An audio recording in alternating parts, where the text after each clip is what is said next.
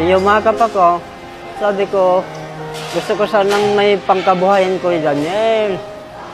Anong gusto mo? Gusto ko sanang mag-alaga ng kambing.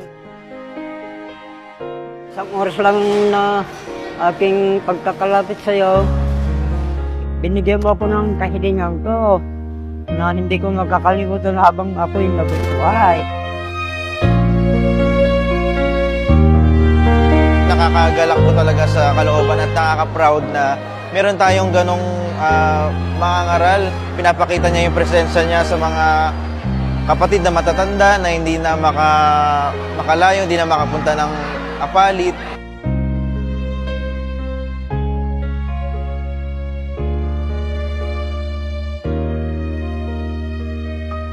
Yung makakapanayam mo si kuya at mayayakap mo, iba yung pakiramdam nun eh.